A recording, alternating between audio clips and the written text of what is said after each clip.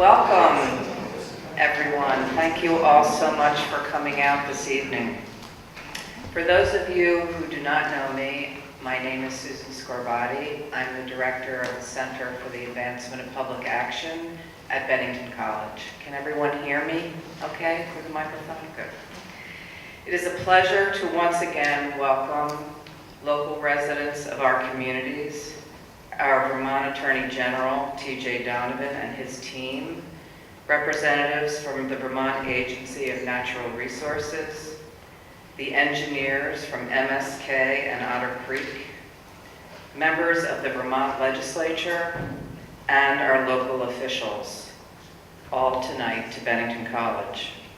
Before tonight's meeting begins, I just wanted to take a brief moment to thank everyone gathered here and everyone who has been involved with these meetings since PFOA was first identified in our community over a year ago.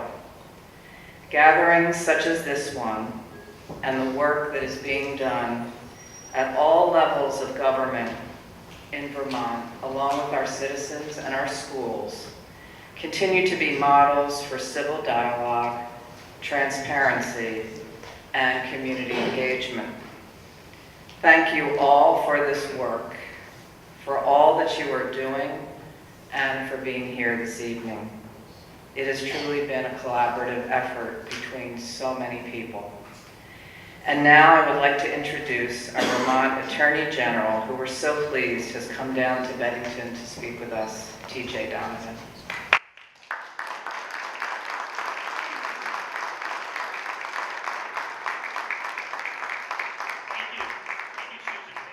To Bennington College for having us tonight.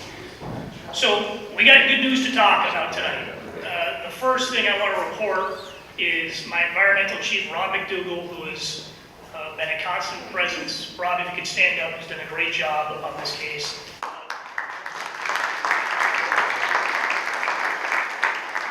He and Laura Murphy from my office filed paperwork today in the Bennington County Superior Court, the Civil Division, outlining the settlement with St. Gobain for the first part of this resolution. As it's been reported, as I'm sure many of you know, the settlement is a water line build-out in what we call Area 1, which is west of the tracks, affecting over 200 homes. And this is a good first step. I want to stress that. It's a good first step in terms of the water line build-out. But the message I want to make sure everybody hears tonight is this is just the beginning. We got more work to do. When I took office, the first briefing I had was on PFOA and the people of Bennington County. And the commitment that we're making tonight, not just myself, Governor Scott, everybody in state government, is that we will bring clean drinking water to everybody affected in Bennington County.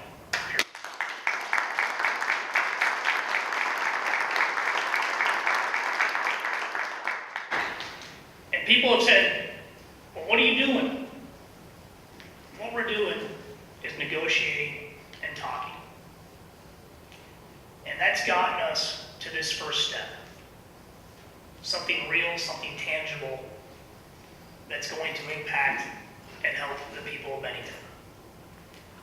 As I said, a good first step. The work and the commitment that we have from St. Gobain is to engage in what's called an expedited investigation to Area 2 east of the tracks that we think will come to a decision point in early 2018, whether or not we have a settlement or whether or not we pursue other avenues. I'm going to tell you right now why that's better. Oftentimes, when lawyers get involved, things take time. You start filing lawsuits and you count it by years. We want to get this done as quickly as possible to bring clean drinking water to the folks of Bennington County. That's the commitment here today. So I'm going to turn it over to folks who will go more into the details, but I want to thank a couple folks. Number one, I want to thank Governor Phil Scott.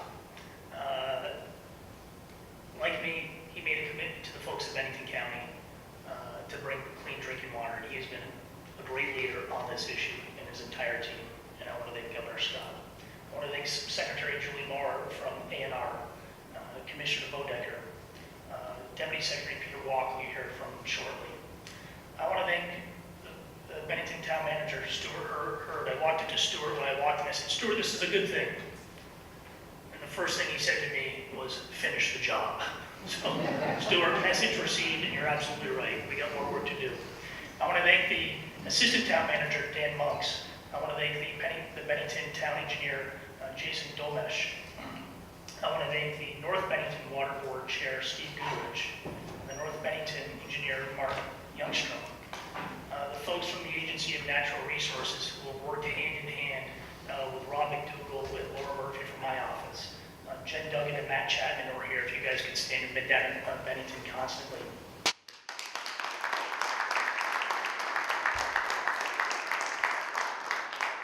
I want to thank Chuck Schweer, Brian Redmond, Richard Spees, and John Schmelzer, who are here tonight.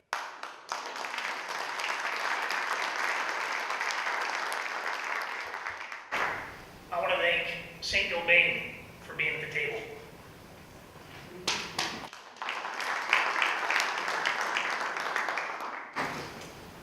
And I want to thank your legislative delegation. They have been a constant advocate for their constituents. We've met with them weekly, if not daily. They advocated for you. They fought with us in order to fight for you.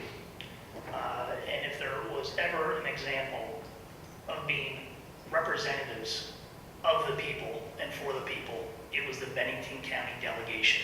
So not only Senator Dick Sears, Senator Brian Campion, who's here tonight, Representative Kaya Morris, Representative Tim Corcoran, who's here. Tim, please stand up.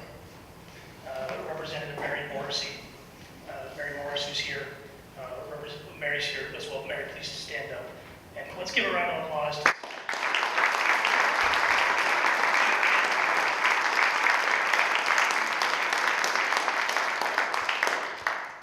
So, as I said, this is a good first step. This is good news. I am hopeful that this sets the tone as an example, as Stuart said, in order to finish the job, to bring clean drinking water to everybody in this county.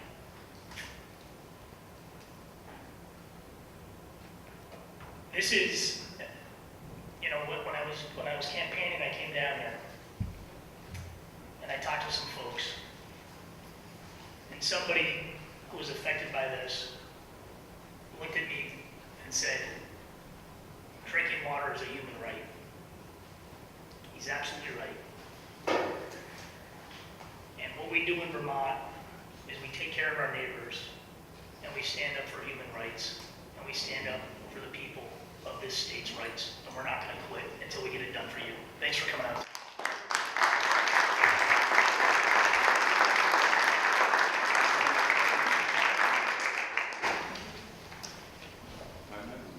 Thank you, TJ. I was going to say a round of thank yous, but TJ's pretty much covered it. Mostly I want to say thank you to you all for your patience in letting us get to this work. As TJ said, once lawyers get involved, it takes some time. I'm not a lawyer, so I can say that. It's taken time, but we feel very, very good about this result and this progress. As TJ said, this is a good first step. We're not going anywhere. We're going to be here until this whole entire thing gets done, and I want everybody to hear that. From the governor on down, the entire state team has been committed to this since the PFOA was first discovered last year. So we're not going anywhere. I am going to go through some of the details of the consent order, and I do also want to make all aware that we do have copies of the fact sheet that talks through what the consent order does do in the back, in the table in the back corner, and then we also will be available tomorrow at the Vermont Department of Health offices from 10 o'clock to 4 o'clock, and then again at the fire station in the evening from 6 to 8, I believe. The consent decree is open for a 30-day public comment period, so if you please review it, and if you have questions, ask us, And if you would like to comment on it, please do so. There'll be information on how to comment on our website, where we have all of the rest of the PFOA information.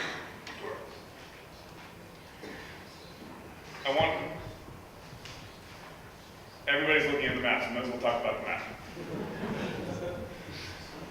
As we talked about in April, there are areas where the state and Saint-Gobain agree on source or sources of contamination. There are areas where we disagree. The blue area is where we agree. And it is in that area today that Saint-Gobain has made the commitment to fund water line extension for the vast majority of those homes. And in the rest of the area, we're looking at primarily doing an expedited investigation to ensure that we know all possible source or sources of PFOA and can then proceed with the solution for the rest of the area in yellow as well. We describe this, this gets into a little bit of the technical jargon, but I just want to make sure that if I slip into it, you understand what I'm talking about. The blue area is corrective action area 1, and the yellow area is corrective action area 2. It's a way for us to differentiate the description of west of the railroad tracks that run west of 7A it's not quite as easy to say as corrective action area 1. So thank you for your patience there, and if I slip into that, please check me. As we described in April when we were here, we believe that the air deposition from the former ChemFab plants was responsible for the PFOA contamination in drinking water wells throughout the area. Saint-Gobain does not agree in full with that contention, and therefore, as we talked about in April, we're moving forward with a full settlement that gets to the drinking water solutions in the areas where we can agree. And we've agreed to move forward with additional gathering of information so that we can figure out what is happening conclusively in corrective action area 2 so that we can move forward with that solution. A couple of points we've talked about in April. Saint-Gobain contends that the landfill is a contributor to the PFOA contaminations in the wells on the east side in the vicinity of the landfill. They also believe that there may be contributions from other industrial activity in town. That is all information that they will be required as part of their investigation to determine whether there's veracity to that or not. At this point, as we described in April, we still have no evidence that the landfill is a contributor, and so we believe that additional information will help clarify that. And again, to go back, we would love to be coming here with the final solution, but we can only come to a settlement where we have agreement. And for corrective action area 2 to get to water line extensions and other drinking water solutions, we're not there yet. So we need that additional information. And there will be a tight timeline associated with that investigation, which gets us to, as TJ mentioned, a decision point early in 2018.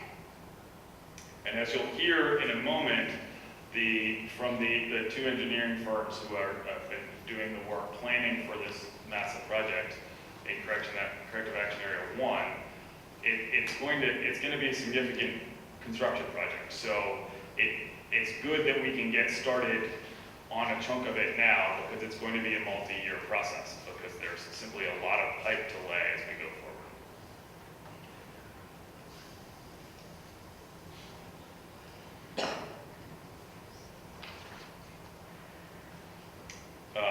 So to the investigation quickly, the goal of the investigation is to determine, as I said, source or sources. From there, the state develops what it calls a corrective action plan for corrective action area 2, which says, how do we deal with the PFOA that we found? And so at that point, we will negotiate with Saint-Gobain, and they will continue to step up as they have now, or we will pursue other means to get there. But as we've described, and as TJ mentioned, that's a multi-year process to get into the litigation. Before I hand it over to the engineers to walk through some of the construction programs, which I think you probably all have many questions about. I just want to go through a little bit more detail about the long-term drinking water remedy for Correction Action Area 1. We will be connecting approximately, there'll be roughly 200 homes that will be eligible to be connected to the water line. That includes both those who are currently above 20 parts per trillion and those who are currently below 20 parts per trillion, but who the water line passes. They will be eligible to be hooked up. And as the news reporting suggested, the combined cost value roughly of the two projects for Corrective Action Area 1 between Bennington and North Bennington is roughly $20 million. There are roughly a dozen homes that where extending a water line to them is not feasible, as we've described for water quality purposes. We can't run a pipe out that far, or for any number of other reasons. So we had conversations with each one of those individual homeowners to talk through what their options are. And as we described in April, first we'd like to see if we working with Saint-Gobain can drill them a new well to get to a clean source. We're understanding a bit more about how PFOA is moving through the water table, and so we might be able to find a clean source on the person's property. And then the next option is for the long-term maintenance and operation of the point of entry treatment system.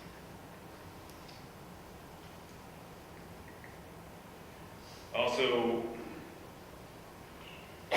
and for those of you who are currently below 20 parts per trillion, that's continued sampling will happen ongoing to make sure that nobody, as we've seen, spikes above 20 parts per trillion, and if we are, additional action will be taken. I'll go through that in a second. What we've seen and why the numbers continue to change is that we go back and we test and retest and retest. People's numbers are changing. Bennington College talked a little bit about that last time. We're trying to understand why are the numbers changing. We're not entirely sure yet, but that people who were not impacted, we've seen people go from non-detect to roughly 60 parts per trillion. So it's still moving through the groundwater, and so we're going to continue to monitor to make sure that people are protected. For all homes in Corrective Action Area 1, if a new well is to be drilled, the Saint-Gobain will be required to test it, and if it's found to be above 20 parts per trillion, we'll provide bottled water, and within 30 days must provide a POA or hook up to the drinking water line. And this is an important one. Even after we have all these pieces in place, every 5 years, Saint-Gobain is going to have to do an evaluation of whether or not this remedy has been effective. And if it hasn't been effective, then we're going to require them to do more. So we're not going to say, okay, we're done, this is it. We're going to go back and check and make sure that it's working.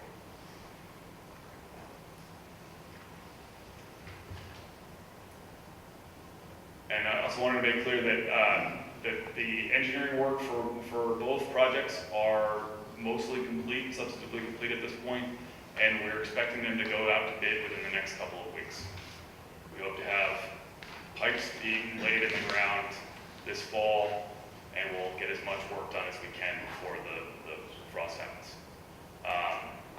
You'll hear more about those projects, so I don't want to step on their toes because they're better at it than I am, but it's a pretty extensive series of projects. I also want to mention this settlement today commits Saint-Gobain to additional actions. They must conduct long-term groundwater monitoring across the area, both Corrective Action Area 1 and 2, until levels fall below 20 parts per trillion over an extended period of time. Until we can say that there is no longer PFOA impacting the groundwater. They also must implement what we call institutional controls to record the areas of contamination within CAA1 so that people we know where they are, and so that we don't have an issue in the future if somebody attempts to build a house or to move forward, so we know where the issues are. And I think this is incredibly important. Saint-Gobain agreed to drop its challenge of our 20 parts per trillion standard and agreed to, in this, for the entire area, for CAA 1 and 2, to a 20 parts per trillion standard for the entire all of Bennington and North Bennington area. That means that every single person, regardless of whether it happens now or whether it happens in the next stages of the process, that is the cleanup standard. Just want to make sure everybody, that was a red line for the state. We weren't willing to mess that we weren't going to settle on anything if that was in question. So we're very happy to report that today. It's also important to understand what the settlement doesn't do. There are limits to the state's authority in this instance for a cleanup. We are essentially here to give you in this instance, a drinking water solution that works for the long term. We're not going to be able to make you whole, as people have called it. That's not within our purview. As many of you know, many of you are involved in the civil litigation, that is where that process needs to occur, where the courts can decide whether or not Saint-Gobain is liable for additional damages to you and your property and other aspects. This settlement, though, establishes a strong baseline of what Saint-Gobain is responsible for, just to do the cleanup, and the civil litigation will take it from there. I think there's been questions as to whether or not this had any impact on whether or not the civil litigation was going to be able to continue. Has no bearing whatsoever. The civil litigation will continue as long as you want the civil litigation to continue. I think I've said enough, and you want to hear more about the project, so I'm going to call up Otter Creek and MSK to talk through the actual drinking water solutions. Thank you very much.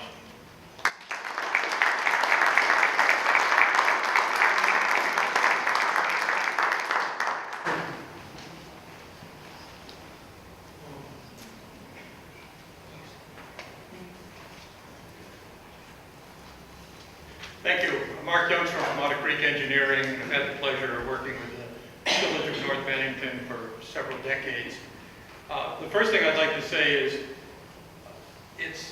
it's amazing to me that just 17 months ago this subject came up, and the DEC team dealing with this PFOA issue has just, in my perspective, done an extraordinarily incredible job. This small little department in a small little state negotiating something like this against a multinational corporation has just done a fantastic job. And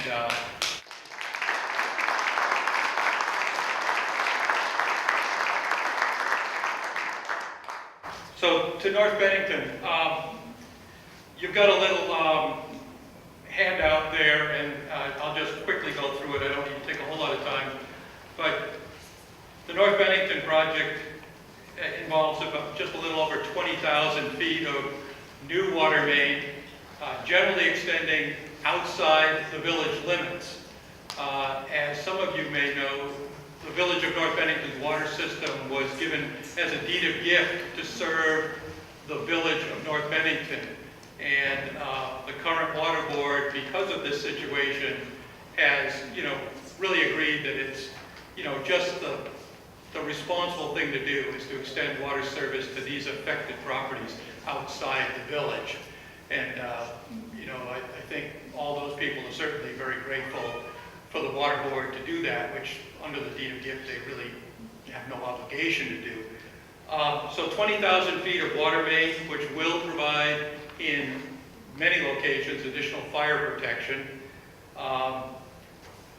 Over 8,000 feet of water service line, because this project pays for water service all the way into the homes and connecting to the interior plumbing. We're looking at about 55 homes connecting to the Village of North Bennington's water system, new connections, a total project cost of a little over $4.5 million. There's 13 streets or roads that will have new water mains. I've got those listed, I won't repeat them. But the most important thing is that the state has really pressured Jason Dolmich and I to get this project out to bid. And lawyers may take a lot of time, but engineers don't. When we're told to do something, we put our nose down and we get it done. So our plans are complete. We have the permits that we need, and the bid documents are being printed as I speak, and we plan to have the project advertised for construction bids on August 1. A short bid period. Bids will be received on August 24th. We're anticipating if the reviews of the bids through all the parties goes okay, we'll award the contract on the first week in September, and around the middle of September, the contractor's clock will start to tick. The project I've given 200 days to complete. Obviously, there'll be a winter shutdown, so a couple of months this year, the rest of it next year, hopefully completing around the 1st of September of next year. Just a couple of things that are common to both projects. Like as I said, water service connections to contaminated properties and those who wish to connect where the water main is in front of their existing home structure will be paid for under the project at no cost to the homeowner. Now, of course, once you're connected, you're going to pay the Village of North Bennington for the water, just like any other customer. And right now, the Village of North Bennington, the average family pays between $350 and $400 a year for water. I think common to both projects is both Bennington and North Bennington's water is very soft. It's surface water, very low in alkalinity, low in hardness. Some of you folks may have wells that are fairly hard and may have water softeners, that type of thing. That will no longer be necessary. However, there's a concern that because of homes with old plumbing and old fixtures which have lead in them, that softer water may tend to draw the lead out of the plumbing. I don't think that that's going to be an issue because North Bennington treats for this. So it's the same for all the homes that are currently connected. There are no lead problems. But just to confirm with the new customers, because it might be a transition in water quality in the home, we will be doing lead testing both pre and post the connection to collect that data. And that's about it. We're ready to go to bid and to construction and see that this work gets done. And like I say, it was just 17 months ago that this whole discussion started. So, is it time for questions now or questions later? Later? Okay. Jason. I'm Jason Dolmich with MSK Engineering. We are the engineers for the town of Bennington's water supply, and as always, I follow in Mark's footsteps. So we, yes, I'll take the slide now. So our project, I'll not repeat what Mark said. We have a lot of similarities in terms of approach and projects, and I can give a brief overview of where the project limits are, and then similarly what's left for us to do and what the project timeline is. So our project extends approximately 10 miles of service line. It's going to be actually doled out in 4 separate contracts that will all run simultaneously. So we have Contract 1 includes, what we call Contract 1 includes North Bennington Road out to approximately the North Bennington Village line, a little bit inside of that. Starts at the Carbone Hyundai Ford, runs under a river crossing at the Paper Mill Village Bridge, along Murphy Road, and then up Austin Hill to a few hundred feet south of its intersection with Bark Road. So that includes Contract 1. Contract 2 includes all of Silk Road from North Bennington Road to Fairview Street, and also includes the minor streets, Cardinal Lane and Bridge Street, Those are included in that. Contract 3 extends water from the dead end at what was the Bennington School on Fairview Street at the dead end line to the end of Bard Road, where it will connect with Austin Hill. And then contract 4 includes all of the area, what we were calling District B, but that's portions of the Loomsack Road, Gypsy Lane, Jennings Drive, Pippin Knoll, and Hill Shadow Farm Road. And I'm sure there's a few little streets in there I may have lost along the way. It includes approximately 10 miles of new service line, and the areas that are looped will include fire protection. It will include potential connection to 160 dwellings and businesses. We have a few other layers of complexity to this. One, we've been approaching landowners along North Bennington Road for easements. We also have several commercial properties that we now know that we will be going after wastewater permits for. Those are relatively minor.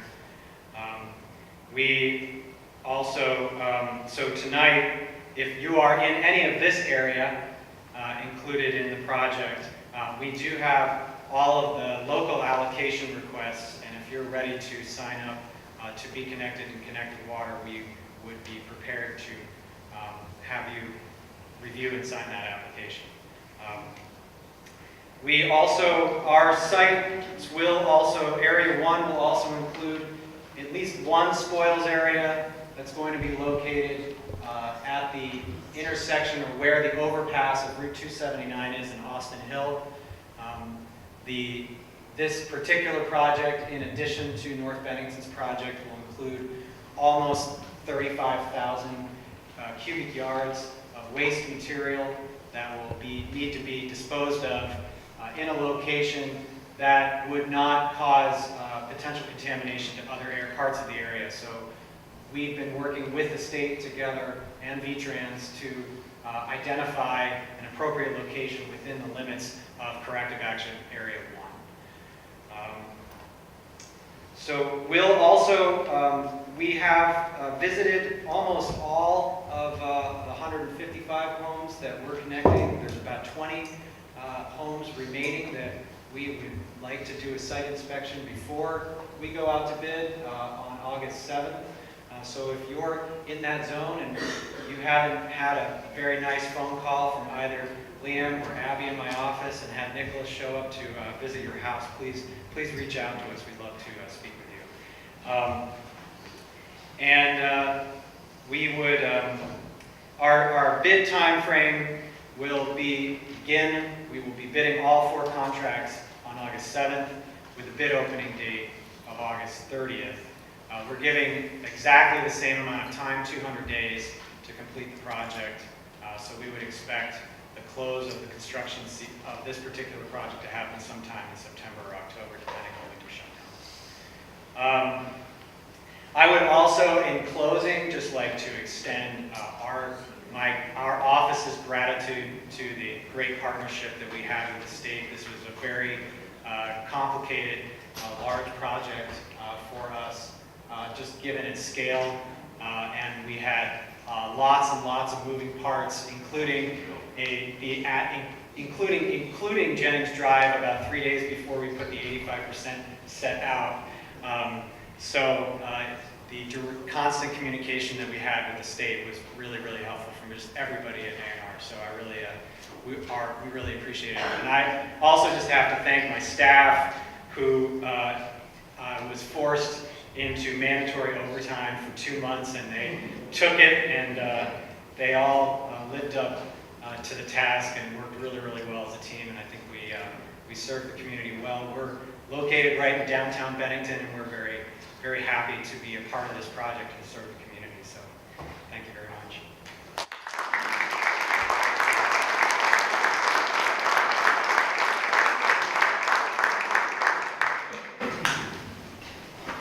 Hello everyone, Richard Spees. John and I drew straws to see who would give this talk, and I lost, so I didn't get it, which is fine, I don't mind. I'm sure most of you know me. I've met with many people around town, but I've been been asked to talk more about the technical side of the agreement, which I will do now. I guess the first thing, and my first talking point, was the actions that are going to occur for the water lines and things, and other people have covered that. So to keep moving things along, we've had questions about the work at Water Street, at the facility itself. That's something we've been pushing to get moving, and that is part of the agreement. St. Gobain has agreed to complete the investigations that we've requested. They've already done the environmental work outside the building at Water Street, and we're waiting for that report. They keep telling us they're waiting for their QA/QC to come through. I don't know if that's true or not, but there are timelines in the agreement, and they'll have to get that work done in a timely manner, so that will be completed. In addition to that, they're going to go inside the building, which is something that we identified early, and many of you have brought to our attention also, and that there's a potential that there could be some large mass of PFOA still inside the building, tied up in the building material, or in the towers, or in other places. We'll be doing swipe samples and other work to try and evaluate that, to figure out if there's any large amounts of PFOA that warrant remedy, to make sure that doesn't get into the environment at a later time. In addition to that, and I just wanted to say about that, part of the reason they've been a little slow at getting in there is they've had some negotiation issues with the current property owner. They're working through those, and I have full faith that they're going to work through that successfully, and that work will occur fairly timely this fall. Also, as many of you know, we were on the ground running and learning as we went. No one was more surprised than me when I got a call from a neighbor down on West Side Drive next to McDonald's, and they said, "Oh, well, what about the old facility?" And I said, "What old facility?" So I learned very quickly that there's a lot going on that we don't know about, and we really appreciate all the help that you've given us in identifying many of these issues. But that facility is also targeted to have an environmental assessment done under the agreement. So what's in the agreement is they have to do very similar to what they're doing on Water Street. However, there is a caveat that if we do the work in Water Street and we don't find significant levels of PFOA that warrant remediation, we may not move to the inside of the building on Woodside Drive. They may want to do it anyway, but we won't require it at the state level because the operation here was much larger and operated much longer and much more recently. If we don't have a significant problem here, we most likely don't have a significant problem there. So stay tuned on that, but that work is moving ahead, and that's very important here at Corrective Action Area 1. I think staying here, I also want to mention, as been mentioned, there are some homes that are going to, at least for the short term, remain with point of entry treatment systems, both before the water line gets put on and some of the areas outside the area where the water lines are being extended to. There's complete commitment to continue to maintain those, following the operation and maintenance manual that we've already posted on our webpage, and that's in the agreement as well, so they're committed to continuing to maintain those. In addition, and Peter mentioned it, for the homes that are outside the area, we've pushed hard, and our preference was if there's a good likelihood that we can drill a new well into a different part of the groundwater formation and find clean water, we expect St. Gobain as part of the agreement, and it's in the agreement that they'll drill those wells and try and find clean water. There's a lot of steps involved with making sure the water's clean after it's drilled and sampling and things like that, but that's all in the agreement. So we're watching out for everyone here, and for those dozen or so individuals who fall into that category, we've actually been to all their homes and spoke with them individually to answer all their questions one-on-one, because we recognize that's a somewhat different scenario than getting municipal water brought to them. So we wanted to discuss that with them, and we're sure we'll have more questions about that. The other one, which Peter also mentioned, is we'll be doing long-term sampling. Currently, that's occurring semi-annually. If the data is absolutely crazy, that could change one way or the other. Or if the data is very stable over the course of the next several years, there are provisions where we could do sampling less frequently. If, again, the data warrants and the Secretary of the agency is convinced that your well is not going to become contaminated, and we can show that with less frequent sampling. But that's in the future. That's not happening today. The other big issue is the work that's going on in Corrective Action Area 2 over on the east side of the railroad tracks. St. Gobain, as was mentioned earlier, has some legal defenses that there may be other parties that could be involved, including the landfill, which is a big part of the work. And so we think it makes sense to investigate that. We would have to do that anyway before we could file suit. We have to have as many questions answered as we can to feel confident when we go into court that we have as many answers as we can have, so we don't get surprised in that discovery process and in all the things that go in to the legal process. So it's better to go ahead and let them do it. We have consultants working with us who will be verifying everything they're doing. We'll be down here verifying it, as well as taking many different split samples to check the results. And that work includes, let me put my glasses on, my print's pretty small on this. They've already submitted a work plan and we've commented on that. We expect the revised work plan with a list that includes the changes to come in actually anytime. It could already be in our inboxes. I mean, that's how close we were to getting that revision done. So the main purposes for doing the work includes looking at the groundwater at the formal facilities on Water Street, Northside Drive, at the Bennington landfill, and they also have agreed to do some water wells throughout the area in this official aquifer to get a general idea of what's going on. Because most people's wells are bedrock wells. There are some obviously exceptions, but we want to have a scattering and again, just a better understanding of what's going on, and they've agreed to do that. We also did work on some of the sewage sludge, and we came to some of your homes and also to the municipal wastewater treatment plant, and I think I've mentioned before, there is PFOA in some of that sludge. We've looked at surface water and sediments, superficial and deep soils, both at the facility and shallow soils at other people's homes to show that direct contact's not an issue. And so to follow up on that work that's already occurred, Cinco Bain's agreed to put in more superficial soil borings to get soil samples and also deeper ones. And that's going to occur kind of on a grid pattern throughout the entire area and actually outside the area. Some in Shaftesbury and some south of the area. So they're going to basically grid the site, and we'll get a better understanding on the degree and extent of PFOA contamination in soils, because that is the sponge, the source of what's contaminating your groundwater. So we need to understand that. The second reason we need to understand that, and almost as importantly, is if it's in the surface soils over near in Craig Convection Area 2, the yellow area, that's almost certainly from atmospheric deposition, with Cinco Bain being a very likely source of that. And that information can be used to corroborate or to maybe argue against some of the models that have been created, saying that maybe it wasn't atmospheric deposition. So it's important for us to know if the material that's found in that part of the site came from atmospheric deposition or if it came from some other subsurface source. So there's going to be some work going in on that. They're going to, I think I mentioned that, monitor well installations, so they're going to do some seep sampling in those areas. They've agreed to do a background investigation for perfluorinated compounds, and that'll be far from the area. We're talking 10, 15 miles away. There's been work done by EPA that shows PFOA in soils all over the world. I mentioned at a meeting earlier today. It's even found in soils in Mongolia. So it's pretty much everywhere. And we want to know what more or less background is here, so that when we're looking at levels for these results, is what we're looking at background, or is it something that's higher from maybe air deposition? So that's very important to be able to determine, and they're doing that. And then a big part of the work that we agreed to have them do, and we actually started it with John and EPA at the landfill. We did borings and a couple monitoring wells there. They want to follow up on that with more work, doing CSI type work on analyte comparisons and also figuring out where it is in the landfill and is there a flow component out of the landfill that could be contributing to some of the wells in CA2. And I think the Attorney General said that best today. We want to know what the truth is. We want to know what is going on, what is the source. And so we don't have any agenda here, we just want to know, and then whatever it is, we'll follow that lead to where it's going to take us. So doing that work makes a lot of sense.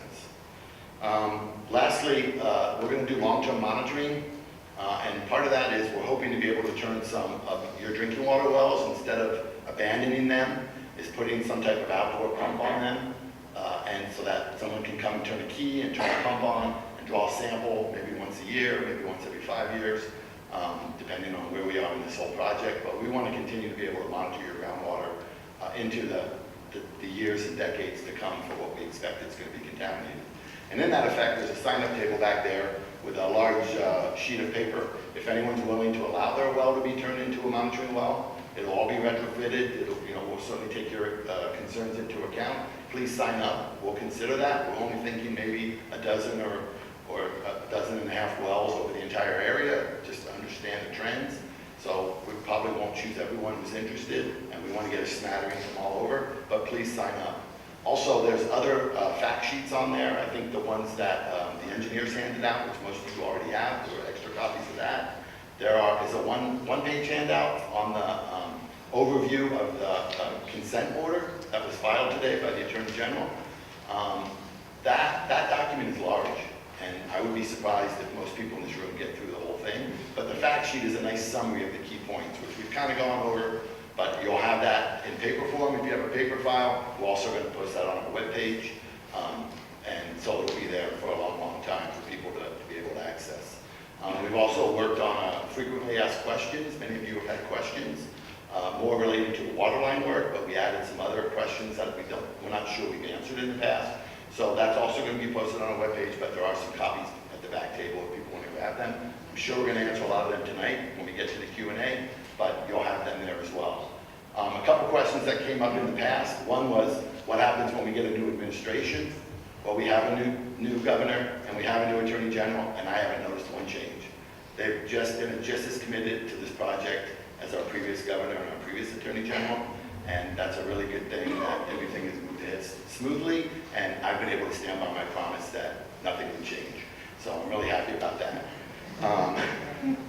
So other than that, I'm going to turn this over to, I think, Professor Bond from Bennington College. They've been a great partner in this. They've gotten us a lot of information that's helped us. And also, just real quickly, I wanted to thank some of the people who haven't been thanked. People at the Health Department and the Department of Agriculture, many divisions in our agency, particularly the Water Supply Division, who's gone above and beyond to review all this information that the engineers has put together. That, believe it or not, I learned a lot about water supply and water line installation. It's a lot more complicated than just putting a pipe in the ground. So that's it. And David, you're up.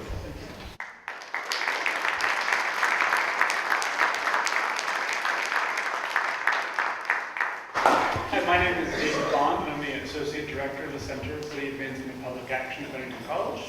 And we've been helping with the college as we try to figure out how to be a good neighbor and partner to the communities as we go through this issue. By my count, it's about 520 some days from the discovery of PFOA in our region to the announcement of the first settlement. That may sound quick to some people, but it sounds like an awful long time to me, people who've lived in these communities. I want to give a quick update of where we are and where our involvement and where our investments in the project are. A quick summary of some things we've done recently and a couple of things that are on the horizon for us. This past May, we hosted a conference for high school students. We brought about 100 some AP Science students from regional high schools in Massachusetts, New York, and Vermont to Bennington College for 2 days to learn about the chemistry, geology, and some of the policy questions around PFOA. And we gave those students hands-on experience in learning about how to interpret data and produce their own data on PFOA. Which we were very excited about, and we look forward to sort of continuing that conference annually with high school students to give them the opportunity to learn about the issues and how they can produce their own data for their communities. A few weeks ago, we learned that NSF has extended our project for an additional 3 years.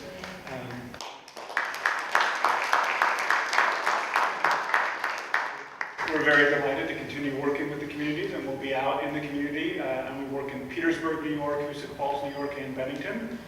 Getting questions and concerns from the community and figuring out how we might use our science classrooms and our analytic resources to produce data that can help answer community concerns. That's the sort of the main thrust of our project, and that's what we're going to continue doing. More immediately, one of the aspects of that project is we offer a primer class on PFOA that reviews the chemical properties, the environmental pathways, and a lot of the state and federal policy concerns around PFOA. And that class is open to the community. If people want to sort of get up to speed on some of the issues, we would welcome people to come and join us. That class will be offered in the spring, and if anyone's interested, please do reach out to me, and I'd love to be in touch. Lastly, one of the questions we're asking, like Richard I think is asking and others, is beginning to ask some questions of soil in our region. And we've just put a few monitoring wells in on our campus. that should give us some profile of the soil, and are beginning to sort of focus some questions in partnership with Union College and Schenectady on the region's soil, and how much PFOA might be in the soil, where it might be, and how it might be moving through our environment. So that's our sort of quick summary of where we are, and we look forward to being in touch and in conversation with everyone.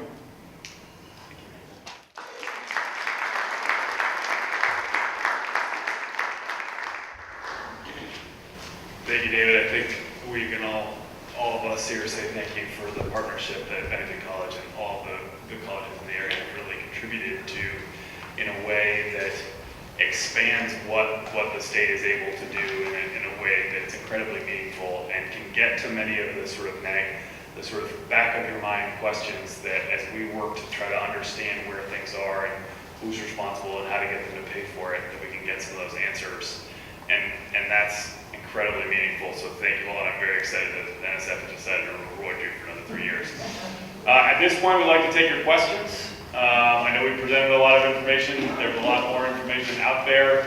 As Richard mentioned, I think the consent order with all of its, which is the settlement agreement document, along with all of its appendices is over 200, maybe 300 pages. So there's a lot in there, and please use the fact sheets that are back there and on our website, and please come tomorrow to either the Department of Health offices or to the firehouse.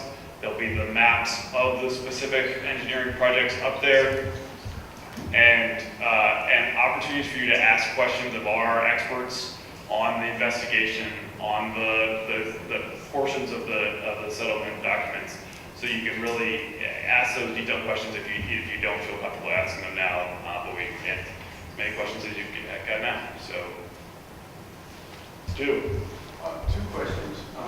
The first is really very specific, and I'm sorry, thank you. And Jason Dolmich mentioned in his presentation that the town does charge allocation fees for connection to the municipal system. It was my understanding that that would be part of the settlement, that Saint-Gobain would be agreeing to pay that. Is that in fact the case? Yes, Saint-Gobain is paying those fees. Very good, thank you. The second is a little more perhaps broad and perhaps more difficult. I have been manager in Bennington when the Bennington landfill was designated a Superfund site and ultimately closed under EPA and state guidelines. It has now been the focus of Saint-Gobain's concerns with the easterly portion of this project. If in fact there are indications that the landfill is a contributor, are we, that is the town of Bennington, as the owner and operator of that former landfill, going to be held liable for any portion of this project, or is the state going to do what they said they were going to do a year ago?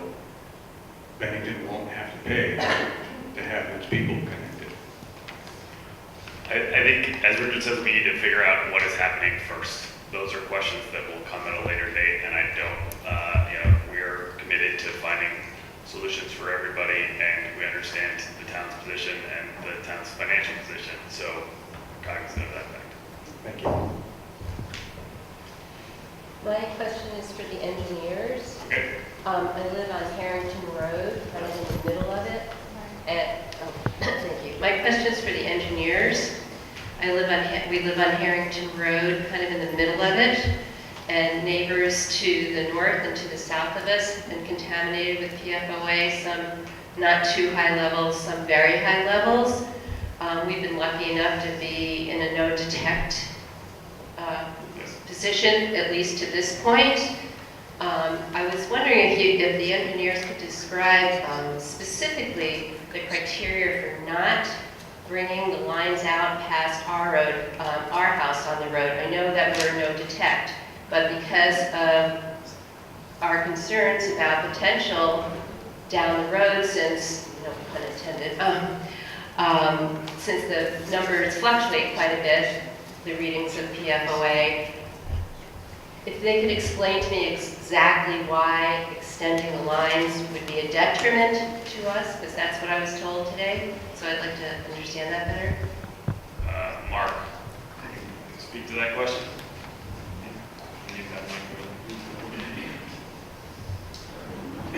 perhaps after the meeting, we could go up to the map in the corner there, and you could show me exactly where you are located. But if you are located in an area where the water main is proposed in front of your house, because you've got a neighbor on each side that has contaminated well, but that's not the case. Okay, that's not the case.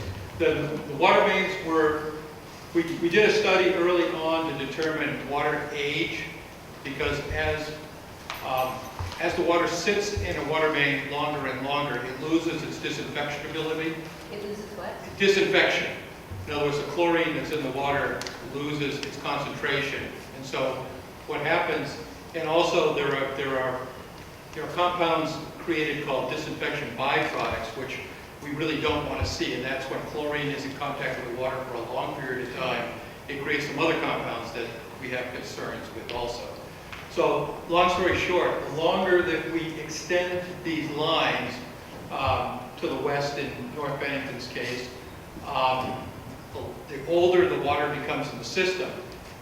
North Bennington's source is actually east of Shaftesbury, and so the water starts there. The water filtration plant is in Shaftesbury, and then flows through serves South Shaftesbury, and then the village of North Bennington. So by the time it gets to the west side of North Bennington, it starts to get fairly old. The older it gets, the more water quality issues. So at some point, we had to draw the line just to say it's becoming a burden to the municipal water system to extend the water line further. It was not, at least from my perspective, it was not a cost thing where it says, well, we're not going to spend $1 million to get one more house. That was not the issue. It was a water quality-based issue in discussions with me and the state folks that look at that same thing. So, Is it that true from both ways, from North Bennington and from Bennington? Jason would have to address the Bennington portion of it, but North Bennington, we look specifically at the hydraulics of the North Bennington system. Because part of our, I believe part of our road is served by Bennington. Okay, we can look specifically at your location. Jason and I could probably both look at it at the same time. Any questions? Ma'am? I just need clarification on my property. I'm kind of like in the middle, I'm on Race Lane, so we tested positive. It's under 20, but yet it's contaminated. We get water. We don't qualify for a filter, and we're not going to, I don't know if Rice Lane is considered part of what they're going to do next, maybe with the landfill. Is that part of that thing that they're thinking maybe be? I believe Rice Lane isn't CA2, correct? It isn't CA2, but it hasn't been designed for water because we haven't had any exceedances of the standards on Rex Lane. That could change. That's why we continue to say. I didn't hear what you said. Do you want to come over here and say that? Because if, I guess what I'm thinking, if, we sell my property value, I can, say, well, we're contaminated, but too bad, we're kind of in the middle in that area that we don't get a filter, we don't get town water, but yet we're contaminated, and we get water. Sure, and many of your neighbors on Rice Lane have expressed similar concerns, even though most of the wells on Rice Lane have been clean. All of them, so to date, have been below standards. Is that correct, Councilman? I guess that's why I'm confused. So if I'm below 20, I'm not contaminated? Well, you have an impact, but there are many other chemicals in people's water that are below standards. Not to fall back to that, PFOA shouldn't be in your water. We recognize that, but if you're not above a standard, it's going to be very hard for us to compel someone to bring municipal water to you. We've been very fortunate that St. Cobain has agreed to provide bottled water where the state determines it's necessary. And we've actually chosen action because of some of the work that we asked Bennington College to do on the statistics of the variability of the sampling results from sample to sample to sample. We know there's a change. And so every well that's been 13 or above, 13 parts per trillion or above, we've asked WB Mason to bring bottled water to that home, purely as a precaution, but to make people feel more comfortable, and because we recognize there is some variation in the data. But we're going to continue to sample, and if something changed on Rice Lane, we could certainly ask the engineers to design a water line to go down the road to tie people on. But at this point, we believe there are some geologic reasons why the water along Rice Lane has not shown the same levels of contamination as water to the east and to the west. And I mean, I have to tell you, I don't expect that's going to change, but we're going to continue to sample to make sure that that doesn't change. So I hope that answers your question. Just curious as the years go by and science gets more and more up to date with what PFOAs do, is there something in this agreement that covers you if, I know, the state is one of the lowest in the country, but the EPA started at 400 and they're down to 70 now. What if 10 years from now they're down to 10? Is there something in this agreement that protects so that people who are in that kind of quasi situation might get some relief in the future? If I understand everything's got to be tied to. I understand. I want to look to my lawyers for that answer so I don't step in it, but maybe Matt or Jen, can you speak to, is there any, so we have agreed to 20 parts per trillion as the standard for this entire area. Is that stays in place? That we believe the science is strong. We have the strongest standard in the country. New Jersey has considered other things, but ours, they haven't done it yet. Ours is the strongest in the country, and we believe that the science is good. I'll add something to that. There's also a technical reason why we think 20 is a good number. I mean, we debated this actually, and we settled on this in our negotiations with them, and we think it's a good decision. But the other good technical reason is that as time goes on, this contamination should start to shrink to where the higher concentrations are that will become lower, which means on the fringes, the source will already have worked its way out of the soil. And so there will be variations, but the long-term trend, because we have no known ongoing source of PFOA, should be downward. So in 10 or 20 years, if the science changes and the numbers come down, the ones that are now 50, that might be 10, will be on municipal water. They'll already have gotten clean water. And the ones that are 10 today will be clean at some point in the future. I can't guarantee when that's going to be, but we know it will happen. We're just not sure exactly when. The only other follow-up comment I have is in terms of how this negotiation is going on. I'm in the east side, so I'm more concerned for longer term. But initially, St. Gobain's did not want to provide even POET systems where I am. They fought against that. And somewhere in the negotiations, they decided that they would do that. That kind of sets a precedent that, yeah, we recognize that we're probably got a large responsibility on that. Maybe not all of it, but we have responsibility where you wouldn't agree to these things. It's just kind of a comment, and I don't know how it went. I wasn't in the room, but I don't know if that was taken into effect to someone, how they try to negotiate. We're here today because both sides came to the table. We would not have seen, as we've talked about a lot, if the settlement no longer represented the best way for us to get to a solution for both CA1 and CA2, if it wasn't the best way, we weren't going to pursue it. And it was, and it still is, and it will be the path to where we get to for the eastern portion of the site. Sir? Hi, this question is really for Mark, but in Jason's presentation, he said that the Bennington portion would be bid out as 4 separate. It's one for North Bennington because it's small enough to be handled in one pipe. Okay, that was my question. Okay. See, Mark, I can answer some of your questions. Go ahead. Ma'am. I can't tell where my road is. I'm hoping it's in the blue. So I have a funny feeling it's not. I live on Chapel Road, and the water line runs up to the cemetery. I'm not too far down from there, and then it also runs up on the corner of Green's Oil. The rest of us don't have it, and my water's contaminated. And so is Chapel Road not part of that? Chapel Road is part of CA2, which is where we needed to conduct more investigation to get to the resolution for that area. How long does that take? Do you have to We, as we described, we hope to get to a point where we have a decision with St. Gobain on how we're proceeding by early next year. Okay.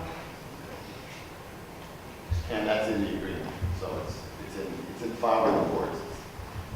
You know, you give us power and water and everything, but I can't give that to my horses. Can't give that to my dogs. You don't know what happens there.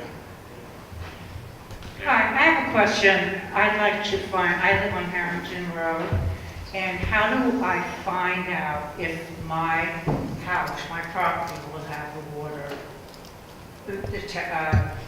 North Bennington? So I think for probably several people those questions, the engineers will be standing next to the maps afterwards, and you can go and talk with them individually about your thing. Or you can come see us tomorrow in either of those two locations where we'll be.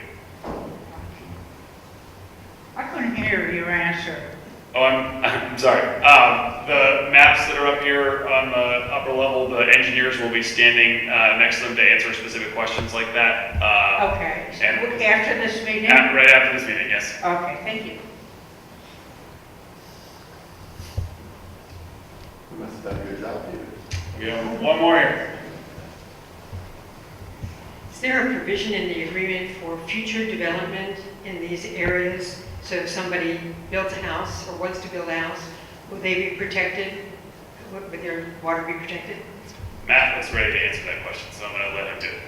Sure. The answer to that is yes. So basically what the agreement does is it requires single bond to test your newly drilled well, and if it comes back positive, you will get bottled water and a photo will get put in. And as Peter said earlier, every 5 years there's an assessment of the whole site, and if, for example, a whole bunch of wells come in, there's a reassessment of where the water line is in there. Tim?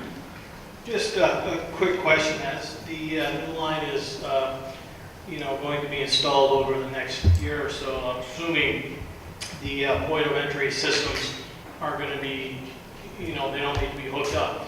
Can those be transferred into the houses that are sort of caught in between, that are below 20 but has some level? Can those be utilized in those houses?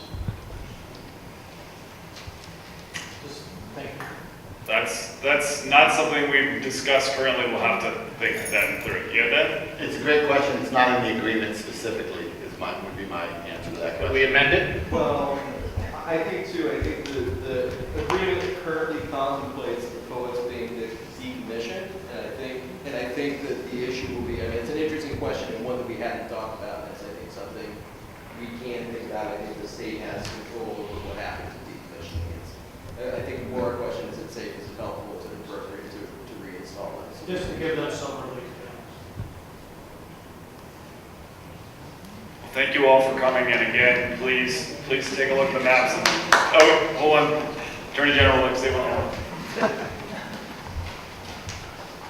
I just want to thank everybody for being here, but I want to thank you for your questions that I just heard, because those questions, for me, epitomize what this is all about. Real people trying to live their lives, take care of their families, take care of their kids, take care of their animals. And as I said, I'm talking to somebody down here in the fall who was affected. Hearing these questions drives home the point about we got to go to bat for you and take care of you as our neighbors, as our community, as our state. So thanks for speaking up. Thank you.